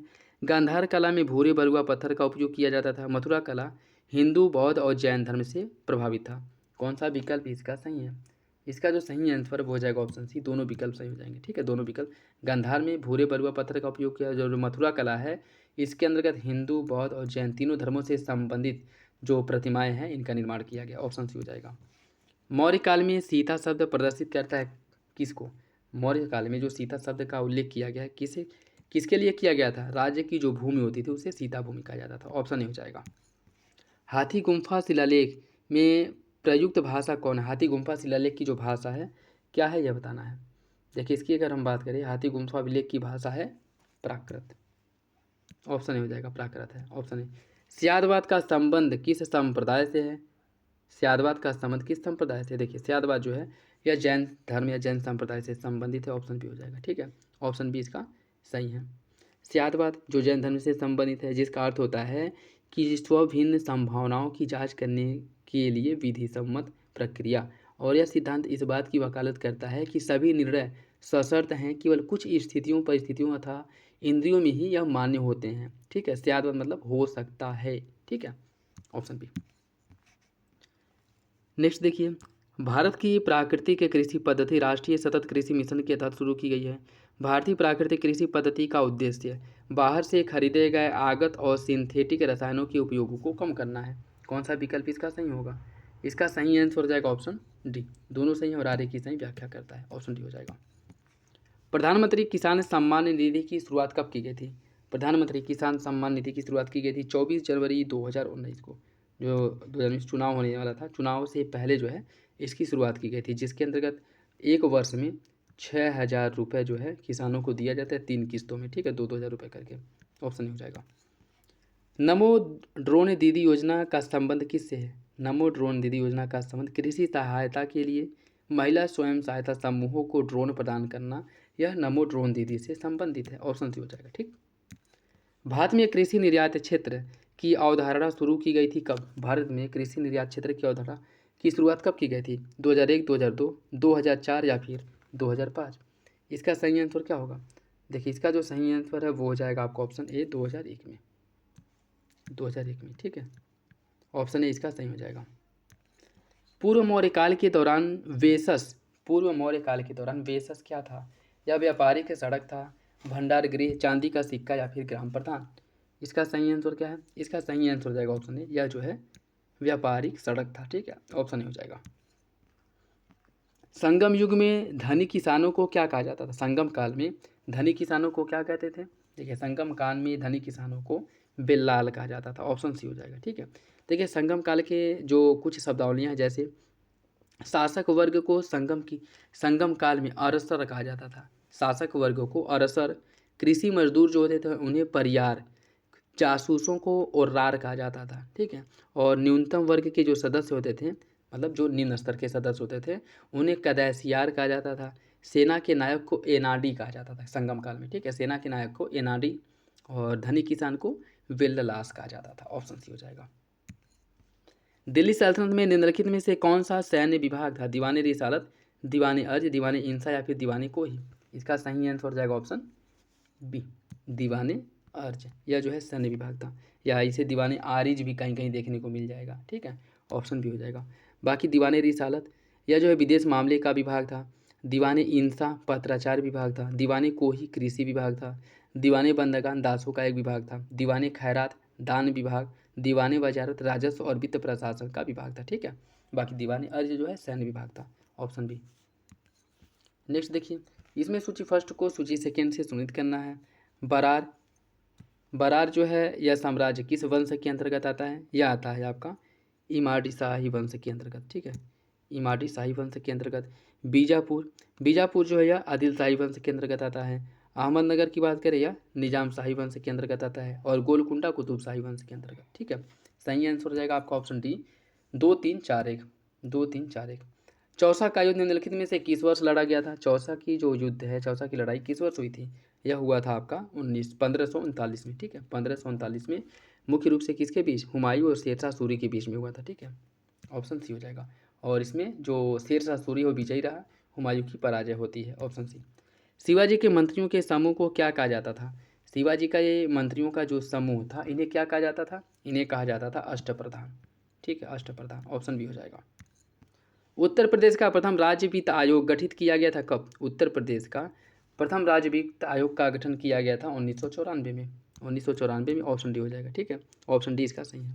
और यह जो अगर हम बात करें, प्रत्येक 5 वर्ष के अंतराल पर राज्यपाल द्वारा जो है वित्त आयोग का गठन कराया जाता है। और इसका जो उल्लेख किया गया है संविधान के अनुच्छेद 243 आई और 243 वाई में इसका उल्लेख मिलता है, ठीक, ऑप्शन डी हो जाएगा। राज्य नियोजन विभाग द्वारा उत्तर प्रदेश को कितने आर्थिक क्षेत्रों में बांटा गया है? राज्य नियोजन द्वारा उत्तर प्रदेश को 4 आर्थिक क्षेत्रों में बांटा गया, ठीक है, 4 आर्थिक क्षेत्रों में बांटा गया। कौन कौन है? पूर्वी आर्थिक क्षेत्र, केंद्रीय आर्थिक क्षेत्र, पश्चिमी आर्थिक क्षेत्र और बुंदेलखंड वाला क्षेत्र, ठीक है। और इसमें अगर हम देखें पूर्वी आर्थिक क्षेत्र, इसमें जो है पूर्वी आर्थिक क्षेत्र में टोटल 28 जिले हैं, ठीक है। और जो आपका पश्चिमी आर्थिक क्षेत्र है, पश्चिमी आर्थिक क्षेत्र में इसमें जो है 30 जिले शामिल हैं। जो आपका केंद्रीय आर्थिक क्षेत्र है, केंद्रीय आर्थिक क्षेत्र में 10 जिले हैं। और बुंदेलखंड क्षेत्र, बुंदेलखंड क्षेत्र में, बुंदेलखंड क्षेत्र में इसमें जो है 7 जिले हैं। यह क्वेश्चन ऐसे पूछ सकता है कि जो उत्तर प्रदेश के 4 आर्थिक क्षेत्र हैं, किसमें जिले की संख्या अधिक है, या क्रम से लगाने के लिए पूछ सकता है जिलों की संख्या के आधार पर। याद रखिएगा, पूर्वी आर्थिक क्षेत्र में 28 जिले हैं, पश्चिमी आर्थिक क्षेत्र में 30 जिले हैं, केंद्रीय आर्थिक क्षेत्र में 10 जिले हैं और बुंदेलखंड वाले में 7 जिले हैं, ठीक है, ऑप्शन ए इसका सही हो जाएगा, ऑप्शन ए सही हो जाएगा। अयोध्या राम मंदिर के बारे में कौन सा विकल्प सही है? मंदिर परिसर वेसर शैली में निर्मित हुआ है। निर्माण में कहीं भी लोहे का प्रयोग नहीं किया गया है। कौन सा विकल्प सही होगा? इसका जो सही आंसर है वो हो जाएगा ऑप्शन डी। दूसरा सही है, पहला गलत है, पहला गलत है। क्यों? क्योंकि इसका जो निर्माण किया गया बेसर शैली नहीं बल्कि नागर शैली में राम मंदिर का निर्माण किया गया, ठीक है, नागर शैली में, ऑप्शन डी हो जाएगा। उत्तर प्रदेश रक्षा औद्योगिक गलियारे का उद्घाटन किया गया था कब? उत्तर प्रदेश रक्षा औद्योगिक गलियारे का उद्घाटन कब किया गया था? देखिए इसका उद्घाटन किया गया था 2018 में, ऑप्शन सी हो जाएगा। निम्नलिखित में से कौन सा उत्तर प्रदेश का यूनिकॉर्न नहीं है? अनअकैडमी, फिजिक्स वाला, इंडिया मार्ट या फिर पॉइंट लैब्स? कौन सा विकल्प इसका, मतलब कौन जो है उत्तर प्रदेश का यूनिकॉर्न नहीं है, यह बताना है। देखिए इसका सही आंसर हो जाएगा ऑप्शन ए, अनअकैडमी। यह उत्तर प्रदेश का नहीं है, ठीक है, अनअकैडमी उत्तर प्रदेश का नहीं है, तो ऑप्शन ए सही हो जाएगा। ठीक, ऑप्शन ए आपका सही है। बाकी तीनों, फिजिक्स वाला, पाइन लैब्स और इंडिया मार्ट, यह तीनों उत्तर प्रदेश के यूनिकॉर्न है। निम्नलिखित में से कौन सा जलीय जीव वायु जल के इंटरफेस पर रहता है? कौन सा जलीय जीव वायु जल के इंटरफेस पर रहता है, यह बताना है। देखिए इसकी अगर हम बात करें, यह हो जाएगा आपका न्यूस्टन, ठीक है, न्यूस्टन हो जाएगा, ऑप्शन ए सही है। घास के मैदान के संबंध में निम्नलिखित में से कौन सा विकल्प सही है? लानोज और कैंपोस उष्णकटिबंधीय घास के मैदान है। शीतोष्ण घास के मैदानों को विश्व की रोटी की टोकरी कहा जाता है। कौन सा विकल्प इसका सही होगा? इसका जो सही आंसर है वो हो जाएगा आपका ऑप्शन सी। दोनों विकल्प सही हैं, दोनों विकल्प आपके सही हो जाएंगे, ठीक है, दोनों विकल्प सही हो जाएंगे, ऑप्शन सी। निम्नलिखित में से कौन प्रवाल भित्ति की वृद्धि के लिए आदर्श पर्यावरणीय स्थिति नहीं है? उथला जल निकाय, कठोर सतह का अभाव, खारा जल या फिर स्वच्छ जल? कौन सा विकल्प जो है सही है, मतलब कौन जो है प्रवालों की वृद्धि के लिए एक आदर्श दशा नहीं है, यह बताना है। देखिए इसकी अगर हम बात करें, इसका जो सही आंसर है वो हो जाएगा ऑप्शन बी, कठोर सतह का अभाव। या ठीक है, कठोर सतह का अभाव जो है यह प्रवाल भित्ति की वृद्धि के लिए आदर्श दशा नहीं है, ठीक है, ऑप्शन बी हो जाएगा। और इसकी अगर हम बात करें, प्रवालों की वृद्धि के लिए क्या आवश्यकता होता है? कठोर सतह, जो कठोर और अर्ध कठोर सतह जो है प्रवाल भित्ति, कंकालों के संघनन, उनके सीमेंटेशन जमने के लिए ये एक महत्वपूर्ण कारक है। बाकी स्वच्छ जल, गर्म जल, खारा पानी चाहिए इसके लिए, उसके साथ साथ पोषण तत्वों की प्रचुर आपूर्ति चाहिए, ठीक है, ये सभी जो है इसके विकास, इनके वृद्धि के लिए आवश्यक होता है, तो भी गलत हो जाएगा। निम्नलिखित में से किस गिद्ध को आईयूसीएन रेड लिस्ट में गंभीर रूप से लुप्तप्राय घोषित किया गया है? इसका सही आंसर क्या होगा? इसका हो जाएगा आपका स्लेंडर विल्ड गिद्ध को, ठीक है। और इसमें जो गिद्ध की प्रजातियां पाई जाती, 6 प्रजातियां पाई जाती है, जिसके अंतर्गत जो ओरिएंटल वाइट बैक्ड गिद्ध है, इसे गंभीर रूप से लुप्तप्राय घोषित किया गया है। स्लेंडर बिल्ड गिद्ध, इसे गंभीर रूप से लुप्तप्राय घोषित किया गया है। लॉन्ग बिल्ड गिद्ध, इसे गंभीर रूप से लुप्तप्राय। इजिप्शियन गिद्ध को लुप्तप्राय। रेड हेडेड गिद्ध को गंभीर रूप से लुप्तप्राय। इंडियन ग्रिफॉन गिद्ध को लिस्ट कंसर्न के अंतर्गत रखा गया, ठीक है, ये हो जाएगा ऑप्शन पे। निम्नलिखित में से कौन मेगा डाइवर्स देश है? फिलीपींस, पापुआ न्यू गिनी, भारत, ब्राज़ील? कूट के हिसाब से आपको सही आंसर का चयन करना है। देखिए इसका जो सही आंसर है वो हो जाएगा ऑप्शन, ये सभी जो है मेगा डाइवर्स देश है, ठीक है, मेगा। और विश्व में, पूरे विश्व के 17 मेगा डाइवर्स देश हैं, जिसमें से भारत भी एक है, ठीक है। टोटल मेगा डाइवर्स देशों की संख्या 17 है, जिसमें भारत, फिलीपींस, पापुआ न्यू गिनी, ब्राज़ील, ये सब भी हैं। अगर इन 17 मेगा डाइवर्स देशों की हम बात करें तो ऑस्ट्रेलिया, ब्राज़ील, चीन, कोलंबिया, कांगो लोकतांत्रिक गणराज्य, Ecuador, Bharat, Indonesia, Madagascar, Malaysia, Mexico, Peru, Philippines, दक्षिण Africa, Papua New Guinea, America और वेनेजुएला, ठीक है, ऑप्शन डी हो जाएगा। नेक्स्ट देखिए, नगोया प्रोटोकॉल को कब अपनाया गया था? देखिए इसे अपनाया गया था 2010 में, ठीक है। और यह जो है नगोया प्रोटोकॉल 1992 के जैव विविधता पर अभिसमय जो CBD था, इसके एक पूरक समझौते के रूप में जो आनुवांशिक संसाधनों तक पहुंच को सुनिश्चित करता है, और उसके साथ साथ उनके उपयोग से उत्पन्न होने वाले लाभ को उचित न्याय संगत रूप से वितरित करने की बात करता है विकसित और विकासशील देश सभी में। इसे जो है 29 अक्टूबर 2010 को नगोया जापान में अपनाया गया था, ठीक है, और 2014 में यह लागू हुआ था, ठीक, ऑप्शन ए सही हो जाएगा। नेक्स्ट देखिए, वन्य जीवों एवं वनस्पतियों की लुप्तप्राय प्रजातियों के अंतर्राष्ट्रीय व्यापार पर अभिसमय जो साइट्स है, इसके बारे में कौन सा विकल्प सही है? इसे वाशिंगटन अभिसमय के नाम से जाना जाता है, और इसमें संरक्षित प्रजातियों की 3 सूचियाँ हैं। कौन सा विकल्प इसका सही है? इसका सही आंसर हो जाएगा ऑप्शन बी, दोनों विकल्प आपका सही है, दोनों विकल्प सही है, ठीक है, ऑप्शन बी हो जाएगा। निजामुद्दीन औलिया किसके अनुयायी थे? निजामुद्दीन औलिया जो है चिश्ती संप्रदाय से संबंधित है, चिश्ती सिलसिले से, ऑप्शन डी हो जाएगा।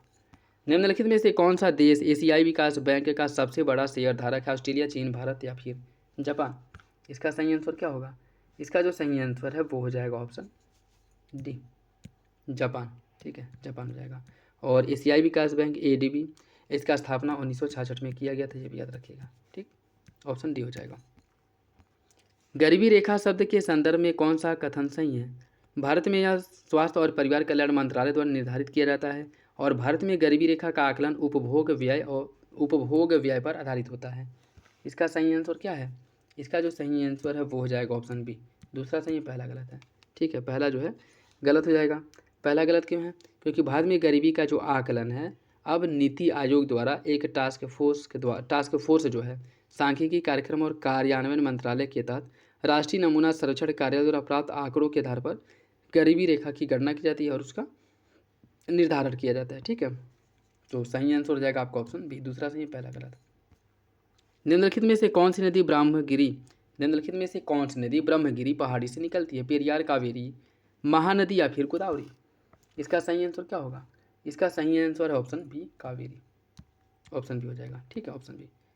गरसोप्पा या जोंग जलप्रपात, जिसे गांधी सागर जलप्रपात के नाम से भी जाना जाता है, यह किस नदी पर है? अमेजन, नील, गंगा या फिर शरावती? इसका सही आंसर हो जाएगा आपका ऑप्शन डी, शरावती नदी पर स्थित है, ठीक है। ऑप्शन डी इसका सही है।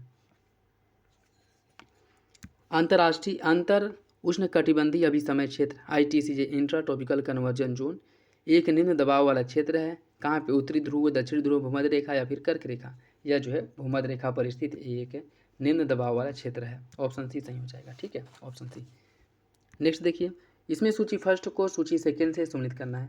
सूची फर्स्ट को सूची सेकेंड से सम्मिलित करना है। इसकी अगर हम बात करें, चैत वैशाख की अगर हम बात करें, देखिए यह जो है आपका मार्च से अप्रैल, जेठ या आषाढ़, यह जो है मई से जून, और श्रावण भाद्र जो है यह है जुलाई से अगस्त, और आश्विन कार्तिक जो है सितंबर से अक्टूबर, ठीक है। इसका सही आंसर 1, 2, 3, 4 ऑप्शन ये हो जाएगा, ठीक। दोस्तों वीडियो अगर अच्छा लगे तो लाइक जरूर कर दिया करें और अपने दोस्तों साथी के साथ वीडियो जरूर शेयर कर दें। नेक्स्ट देखिए, इसमें भी सूची फर्स्ट को सूची सेकेंड से सम्मिलित करना है। कोपिन द्वारा जो कुछ जलवायु का निर्धारण किया गया है उसके अकॉर्डिंग जो है कि इसके अंतर्गत जो जलवायु है उसके अंतर्गत कौन से राज्य आएंगे उनको जो है आपको सम्मिलित करना है, ठीक है। देखिए इसकी अगर हम बात करें, जो AMW लघु उष्ण ऋतु सहित मानसूनी जलवायु है, इसके अंतर्गत आ जाएगा आपका भारत का पश्चिमी तट गोवा के दक्षिण वाला, ठीक। AS जो शुष्क ग्रीष्म ऋतु के साथ मानसूनी जलवायु है, इसके अंतर्गत आ जाएगा आपका तमिलनाडु का कोरोमंडल तट, ठीक है। और BWHW गर्म मरुस्थली वाला जो क्षेत्र है, इसके अंतर्गत जो आ जाएगा आपका चरम पश्चिमी राजस्थान वाला क्षेत्र आ जाएगा। और DFC लघु ग्रीष्मकालीन युक्त शीत आर्द्र जलवायु है, इसके अंतर्गत अरुणाचल प्रदेश आ जाएगा, ठीक है। इसका जो सही आंसर है वो हो जाएगा 4, 3, 2, 1, ऑप्शन सी 4, 3, 2, 1। निम्नलिखित में से कौन सी पंचवर्षीय योजना सामाजिक न्याय और समानता के साथ विकास पर केंद्रित थी? कौन सी पंचवर्षीय योजना थी? वो थी आपकी 9वीं पंचवर्षीय योजना, ठीक है। 9वीं पंचवर्षीय योजना थी जो 1997 से 2002 तक था, ठीक है, 2002 तक, ऑप्शन बी। निम्नलिखित में से किस प्रतिभूति का मुद्रा बाजार में कारोबार नहीं किया जाता? वाणिज्यिक पत्र, ऋण पत्र, जमा प्रमाण पत्र या फिर राजकोष विपत्र? इसका सही आंसर क्या है? इसका सही आंसर ऑप्शन बी, ऋण पत्र का, ऑप्शन बी सही हो जाएगा। राष्ट्रीय इस्पात निगम लिमिटेड कहाँ पे है? राष्ट्रीय इस्पात निगम लिमिटेड कहाँ है? यह जो है आपके आंध्र प्रदेश में स्थित है, राष्ट्रीय इस्पात निगम लिमिटेड, ठीक है। और ऑप्शन बी इसका सही हो जाएगा, आंध्र प्रदेश में। लॉफर वक्र का संबंध किससे है? लॉफर वक्र जो है इसका संबंध किससे है? कराधान की दर और कर राजस्व के बीच संबंध को बताता है लॉफर वक्र, ठीक है। कराधान की दर और कर राजस्व, जिसमें लॉफर वक्र ने एक ग्राफ के माध्यम से बताया था कि कर का जो दर है इसको न बढ़ा करके, कर के दर को न बढ़ा करके कर का जो दायरा है इसको बढ़ाया जाए, ठीक है। दायरे को बढ़ाने की बात की थी। मतलब जैसे कि वर्तमान समय में अगर 10 लोग कर दे रहे हैं तो इस दायरे को बढ़ा करके 20 कर दीजिए, ठीक है। और अगर हो सके तो वर्तमान समय में जो 10% कर लग रहा है इसको कम करके आप 9% कर दीजिए, ठीक है। कर का दर जो है या तो आप वही रखिए या फिर कम कर दीजिए, लेकिन इसके दायरे को बढ़ा दीजिए। इससे क्या होगा, इससे कर के रूप में जो राजस्व की प्राप्ति होगी वो अधिक होगी और लोग कर का आवंचन करने या फिर कर की चोरी करने से बचेंगे। ठीक है, तो यही इन्होंने बताया था, ऑप्शन सी हो जाएगा। सरकार के व्यय की तुलना में सरकार के राजस्व में कमी किसे इंडिकेट करती है? सरकार के व्यय की तुलना में सरकार के राजस्व में कमी किसको इंडिकेट करती है? देखिए इसकी अगर हम बात करें, यह जो है राजकोषीय घाटे को इंडिकेट करता है। ठीक, ऑप्शन हो जाएगा। किस क्षेत्र को खापा चांद के नाम से जाना जाता है? किस क्षेत्र को खापा चांद के नाम से जाना जाता है? देखिए इसका जो सही आंसर वो हो जाएगा ऑप्शन सी, लद्दाख को खापा चांद के नाम से जाना जाता है, जिसका अर्थ होता है बर्फीली भूमि। Option C. विशेष आहार अधिकार किससे संबंधित है? विश्व बैंक, अंतर्राष्ट्रीय मुद्रा कोष, विश्व आर्थिक मंच या फिर ब्रिक्स। कौन सा विकल्प सही होगा? इसका सही आंसर हो जाएगा ऑप्शन बी, अंतर्राष्ट्रीय मुद्रा कोष। जो विशेष आहार अधिकार है, SDR जिसे कहा जाता है, स्पेशल ड्राइंग राइट्स, यह जो है इसे IMF की मुद्रा भी कहा जाता है। ठीक है, IMF की मुद्रा या फिर पेपर गोल्ड कहा जाता है, ऑप्शन भी हो जाएगा। निम्नलिखित में से किस फसल को स्वर्ण रेशा कहा जाता है? किस फसल को कहा जाता है स्वर्ण रेशा? इसका सही आंसर हो जाएगा ऑप्शन डी, जूट को स्वर्ण या सुनहरा रेशा कहा जाता है, ऑप्शन डी सही हो जाएगा। अंकलेश्वर तेल क्षेत्र निम्नलिखित में से किस राज्य से संबंधित है? महाराष्ट्र, आंध्र प्रदेश, राजस्थान या फिर गुजरात? इसका सही आंसर हो जाएगा ऑप्शन डी, गुजरात में है। ठीक है, ऑप्शन डी हो जाएगा, ऑप्शन डी गुजरात में। निम्नलिखित में से कौन सा क्षेत्र ज्वारी ऊर्जा की उपयोग के लिए आदर्श स्थिति प्रदान करती है? खंबात की खाड़ी, कच्छ की खाड़ी, सुंदरबन डेल्टा या फिर उपरोक्त में से सभी? इसका जो सही आंसर है वो हो जाएगा ऑप्शन डी, उपरोक्त में से सभी, ऑप्शन डी। 1980 में कितने बैंकों का राष्ट्रीयकरण किया गया था? 1980 में कितने बैंकों का राष्ट्रीयकरण हुआ था? 6 बैंकों का। देखिए बैंकों का राष्ट्रीयकरण 2 बार किया गया था, एक बार 1969 में किया गया था 14 बैंकों का राष्ट्रीयकरण, फिर 1980 में किया गया था 6 बैंकों का राष्ट्रीयकरण। ठीक है, ऑप्शन बी। गैर निष्पादनकारी परिसंपत्ति NPA के बारे में कौन सा कथन सही है? किसी ऋण को NPA के रूप में वर्गीकृत किया जाता है जब ऋण का भुगतान न्यूनतम 90 दिनों की अवधि तक नहीं किया गया हो। यदि कोई संपत्ति 12 महीने या उससे कम अवधि के लिए NPA है तो इसे अवमानक संपत्ति कहा जाता है। कौन सा विकल्प इसका सही होगा? इसका सही आंसर हो जाएगा ऑप्शन बी, दोनों विकल्प सही हो जाएगा। ठीक है, मूल्य स्थिरीकरण कोष की स्थापना किसके द्वारा की गई थी? मूल्य स्थिरीकरण कोष की स्थापना किसके द्वारा की गई थी? भारतीय रिजर्व बैंक, कृषि एवं किसान कल्याण विभाग, राष्ट्रीय कृषि और ग्रामीण विकास या फिर आर्थिक मामलों की कैबिनेट समिति? देखिए इसका जो विकास किया गया था या स्थापना किया गया था कृषि एवं किसान कल्याण विभाग द्वारा किया गया था। ठीक है, और कब किया गया था? 2014-15 में, option B. Eastern dedicated front corridor का विस्तार नागपुर से दिल्ली, लुधियाना से दानकुनी, रायपुर से रांची या फिर बिलासपुर से मुंबई?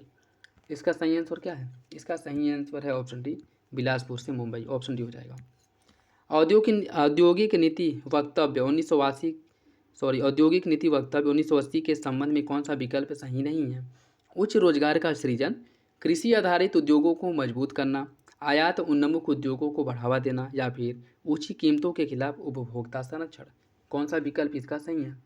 देखिए इसका जो सही आंसर है वो हो जाएगा ऑप्शन सी, आयात उन्मुख उद्योगों को बढ़ावा देना। यह जो है औद्योगिक नीति 1980 क्या पार्ट नहीं है, उसका भाग नहीं है। ठीक है, बाकी कृषि, उच्च रोजगार का सृजन करना, कृषि आधारित उद्योगों को मजबूत देना, उसके साथ साथ ऊंची कीमतों के खिलाफ उपभोक्ताओं को संरक्षण देना, यह तीनों जो है औद्योगिक नीति वक्तव्य 1980 का अंतर्गत आते हैं। ठीक है, आयात उन्मुख उद्योगों को बढ़ावा देना यह नहीं आता है। ठीक, स्थानांतरण भुगतान हिस्सा संबंधित है किससे? स्थानांतरण भुगतान हिस्सा यह व्यक्तिगत आय से संबंधित है। ठीक है, ऑप्शन डी हो जाएगा, व्यक्तिगत आय से।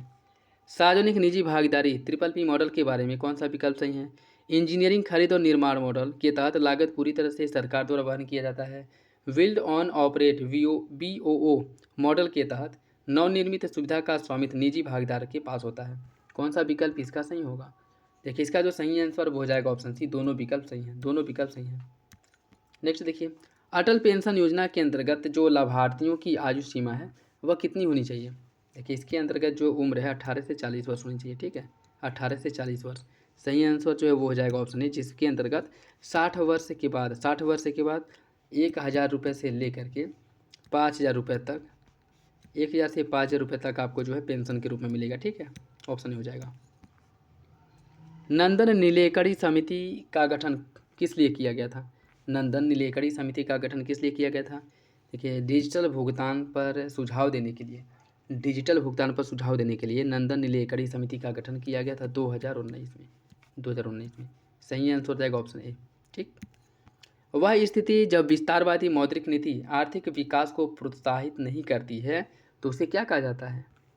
उसे क्या कहा जाता है? उसे कहा जाता है तरलता जाल या तरलता संजाल, लिक्विडिटी ट्रैप कहा जाता है। ठीक, option B, liquidity trap, option B इसका सही हो जाएगा। ठीक है, जैसे यह इसके अंतर्गत मौद्रिक नीति आर्थिक विकास को प्रोत्साहन नहीं करती। ठीक, ऑप्शन बी हो जाएगा। एशिया का पहला निर्यात प्रसंस्करण क्षेत्र कहाँ पर स्थापित किया गया था? एशिया का पहला निर्यात प्रसंस्करण क्षेत्र स्थापित किया गया था कहाँ? भारत में। ठीक है, और कब किया गया था? 1965 में कांडला, गुजरात में किया गया था। ठीक है, ऑप्शन सी हो जाएगा। उत्तर प्रदेश के भूगोल के बारे में कौन सा विकल्प सही है? बघेलखंड पठार उत्तर प्रदेश के दक्षिण पूर्व भाग में स्थित है। यमुना नदी बुंदेलखंड पठार की उत्तरी सीमा को चिन्हित करती है। कौन सा विकल्प इसका सही होगा? देखिए, इसका जो सही आंसर है, कूट के हिसाब से आपको सही आंसर का चयन करना है। दोनों विकल्प सही हो जाएगा। ठीक है, ऑप्शन सी। रिहंद सहायक नदी है किसकी? रिहंद किसकी सहायक नदी है? बेतवा, गंगा, सोन या फिर तमसा? रिहंद जो है सोन की सहायक नदी है। ऑप्शन सी हो जाएगा। ठीक है, ऑप्शन सी। निम्नलिखित में से कौन सा बांध उत्तर प्रदेश के झांसी जिले में स्थित है? माता टीला, शारदा सागर बांध, अर्जुन बांध या फिर राजघाट बांध? इसका सही आंसर क्या होगा? इसका सही आंसर हो जाएगा ऑप्शन ए, माता टीला बांध जो है यह झांसी जिले में स्थित है और इसका जो निर्माण किया गया माता टीला बांध का, यह बेतवा नदी पर किया गया है। बेतवा नदी पर। ठीक, बेतवा नदी पर। सही आंसर जो है वो हो जाएगा आपका ऑप्शन ए। नेक्स्ट देखिए, और आज का लास्ट क्वेश्चन, श्रम गहन से पूंजी गहन आर्थिक विकास में बदलाव उत्पन्न करता है। छिपी हुई बेरोजगारी को, चक्रीय बेरोजगारी, घर्षणात्मक या फिर संरचनात्मक? इसका जो सही आंसर क्या होगा? इसका सही आंसर हो जाएगा ऑप्शन डी, संरचनात्मक बेरोजगारी को। ठीक है, यह स्थिति तब उत्पन्न होती है जब अर्थव्यवस्था में संरचनात्मक परिवर्तन इस तरह से होता है कि यह कई लोगों को बेरोजगार कर देता है। जैसे कि श्रम से पूंजी गहन आर्थिक विकास में बदलाव, श्रम से पूंजी गहन आर्थिक विकास में बदलाव, यह जो है संरचनात्मक वृद्धि को, या कह सकते हैं कि संरचनात्मक बेरोजगारी को जन्म देता है। ठीक है, ऑप्शन डी इसका सही हो जाएगा। तो ये था आज का last question. I hope video आप लोगों को अच्छा लगा होगा। वीडियो पसंद आए तो लाइक करिए, चैनल पर नए हैं तो सब्सक्राइब करिए, और किसी भी क्वेश्चन को लेकर के कोई डाउट हो, कन्फ्यूजन हो, कमेंट बॉक्स में कमेंट करके पूछ सकते हैं, और अपने दोस्तों साथियों के साथ वीडियो जरूर शेयर कर दिया करें। तो चलिए मिलते हैं अगली वीडियो में, तब तक के लिए धन्यवाद। जय हिंद।